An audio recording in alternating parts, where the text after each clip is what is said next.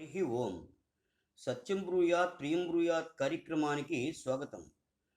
వాగర్ధావివ సంపృక్తౌ వాగర్ధ ప్రతిపత్తయే జగతః పితరౌ వందే పార్వతీ పరమేశ్వరౌ. స్కందపురాణం సరళానువాదంలో ఇంద్రుని విజయం, విశ్వరూపవధ, నహుషుని పతనం, బ్రహ్మహత్య నుండి ఇంద్రునికి ముక్తి విషయాలను తెలుసుకునే ప్రయత్నం చేద్దాం. లోమశ మహర్షి మహాతాపసులకు చెబుతున్నారు, ఒకసారి దేవాసుర సంగ్రామం జరిగింది. భయంకర యుద్ధం. దుర్జయులైన దైత్యుల పాలిట ఇంద్రుడు కాలరూపుడే అయ్యాడు. ఆ సమయంలో నారద మహర్షి ఇంద్రునితో, రాక్షస మండలంలోని వీరులందరినీ వధించావు, భయపడుతున్న రాక్షస సేనను ఎందుకు వధిస్తున్నావు? విజయ మదంతో ఉన్మత్తుడవై వధిస్తే అది మహాపాతకం, బ్రహ్మహత్యకు దారితీస్తుంది. భీతాశ్చ ప్రసన్నాశ్చ ఘ్రాంతితాన్యే మదోద్ధతాః బ్రహ్మఘ్నస్తోపి విజ్ఞేయ మహాపాతక సంయుతాః. నారద వచనాలు విని ఇంద్రుడు దేవసేనా నాయకునితో కలిసి స్వర్గానికి వచ్చేశాడు. యక్ష కిన్నర కింపురుష గణాలు విజయదుందువులు మ్రోగించాయి. విజయోత్సవం ఘనంగా జరుగుతోంది. దేవగురు బృహస్పతి అవమానించబడ్డారు. దేవతల వలన మరణించిన రాక్షసులు భూమి మీద పడ్డారు. బలిచక్రవర్తి లాంటి వారు ప్రాణత్యాగానికి ఒడికట్టారు. భృగు వంశజులైన శుక్రాచార్యుల వారు మానసోత్తర పర్వతానికి తపస్సుకు వెళ్ళారు. మిగిలిన రాక్షసులు కొంతమంది శుక్రాచార్యుల వారి వద్దకు వెళ్ళి జరిగిన వృత్తాంతమంతా వివరించారు. ఖేదము, క్రోధము కలిగిన శుక్రుల వారు తన మృత సంజీవిని విద్యతో మరణించిన రాక్షసులందరినీ పునరుజ్జీవింపచేశారు. బలిచక్రవర్తితో సహా అందరూ సుఖంగా ఉన్నారు. ఋషులు తమ సందేహాలను కొన్నిటిని లోమశ మహర్షి ముందు ఉంచగా వాటిని వివరిస్తున్నారు. గురువు బృహస్పతి లేకుండానే ఇంద్రుడు చాలా కాలం రాజ్యం చేశాడు. ఆ సమయంలో విశ్వరూపుడు ఇంద్ర పురోహితునిగా ఉన్నాడు. విశ్వరూపునకు 3 శిరస్సులు. వారికి యజ్ఞం చేసి తృప్తిపరచడం అనేదే కావాలి. దేవతలు, రాక్షసులు, మానవులు అనే భేదం లేదు. ఒక సమయంలో ఇంద్రుడు విశ్వరూపుని విషయం గ్రహించి దేవతల పురోహితునిగా ఉంటూ రాక్షసులకు మీరు మేలెలా చేస్తారు అంటూ వజ్రాయుధంతో శిరస్సులను ఖండించాడు. వజ్రాయుధపు దెబ్బకు వారు మృత్యువు పాలయ్యారు. బ్రహ్మహత్య పాతకం చుట్టుకున్నది ఇంద్రునకు. బ్రహ్మహత్య సురాపానం స్థేయం గుర్వంగనామః అని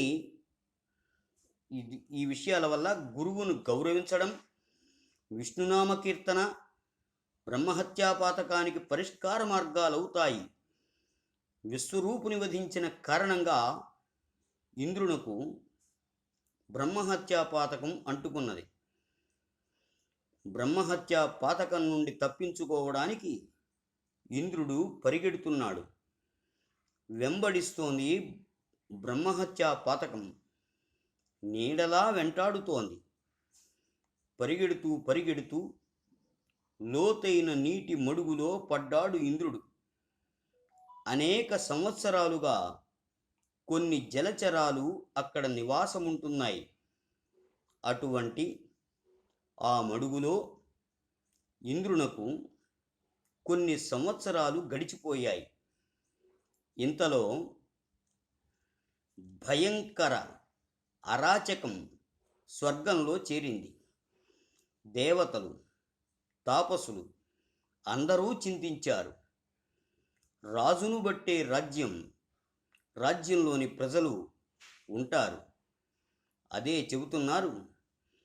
ఏకోపి బ్రహ్మయత్ర రాష్ట్రే వసతి నిర్భయః అకాల మరణం తత్ర సాధూనాముపజాయతే రాజా పాపయుతో యస్మిన్ రాష్ట్రే వసతి తత్ర వై దుర్భిక్షం చైవ మరణం తథైవోపద్రవా ద్విజాః భవంతి బహవోనర్థా ప్రజానాం నాశయతవే తస్మాద్రాజా ప్రకర్తవ్యో ధర్మశ్రద్ధా పరిణహి తథా ప్రకృతయో రాజ్ఞః శుచిత్వేన ప్రతిష్ఠితాః. రాజ్యం సుఖంగా ఉండడానికి, రాజ్యంలోని ప్రజలు సుఖంగా ఉండడానికి, ఎటువంటి అనర్థాలు రాకుండా ఉండాలన్నా, దుర్భిక్షం లేకుండా ఉండాలన్నా, కరువు కాటకాలు లేకుండా ఉండాలన్నా రాజు, రాజ్య పరిపాలన కారణమవుతాయి. ఇంద్ర పాపం వలన జగత్తంతా సంతాపంలో పడింది. సౌనకుల వారు అడిగిన ప్రశ్నకు సమాధానంగా సూత మహర్షి చెప్పిన దానిని లోమశ మహర్షి తాపసులకు చెబుతున్నారు. సౌనకుల వారి ప్రశ్న: సూత మహాశయ, ఇంద్రుడు 100 అశ్వమేధ యాగాలను చేశాడు కదా, అయినా విఘ్నాలు ఎందుకు కలిగాయి? సూత మహర్షి చెప్పిన దానిని చెబుతున్నారు. ఎవరి సుఖదుఖాలకైనా కారణం వారి కర్మయే. ఇంద్రుడు గురువు బృహస్పతిని అవమానించాడు, విశ్వరూప పురోహితుణ్ణి వధించాడు, గురు తుల్యుడైన గౌతమ మహర్షి భార్యను సేవించాడు. ఆయా కర్మల పాపఫలం దేవరాజు ఇంద్రునకు చుట్టుకుంది. ఇటువంటి వాటికి ప్రాయశ్చిత్తమే లేదు. చేసిన పాపపు బాధలు ఏదో ఒక రోజు బాధించక మానవు. పాపాలకు ప్రాయశ్చిత్తం చేసుకుంటూ మరిన్ని పాపాలు చేస్తూ ఉంటే అది మహాపాతకమవుతుంది. సర్వకాల సర్వ అవస్థల యందు స్వధర్మ పరిపాలన చేసేవారికి నష్టం జరగదు. ఇటువంటి క్లిష్ట పరిస్థితి ఇంద్రునకు కలిగినందువలన లోకపాలకులు బృహస్పతి వద్దకు వెళ్ళారు. మనోగతాన్ని ప్రకటించారు. బృహస్పతి తీవ్రంగా ఆలోచించి లోకపాలకులను, ఋషులను, తాపసులను తీసుకుని ఇంద్రుడు చేరిన మడుగుకు వెళ్ళారు. అక్కడ భయానక చండాల రూపంలో బ్రహ్మహత్య దర్శనమిచ్చింది. వారికి గురువు బృహస్పతి ఇంద్రుణ్ణి పిలిచారు. పిలుపు విన్న ఇంద్రుడు లేచి నిలబడ్డాడు. అక్కడకు వచ్చిన వారందరినీ చూచి ఇంద్రుడు బాధపడుతూ నమస్కరించాడు. దీన వదనంతో, అజ్ఞానంతో చేసిన కుకర్మలను చింతిస్తూ పాలన చేయడానికి మార్గమేమిటని అడిగాడు ఇంద్రుడు. ఇంతకు ముందు చేసిన పుణ్యకర్మ ఫలమే ఇప్పుడు మేము నిన్ను కలవడం.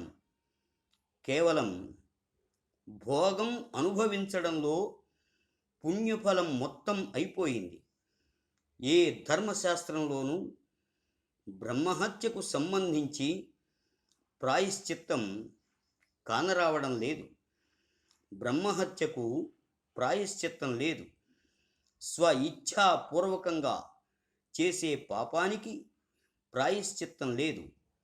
స్వేచ్ఛాపూర్వకంగా చేసే పాపము, అజ్ఞానంతో చేసే పాపము ఒకటి కానే కావు.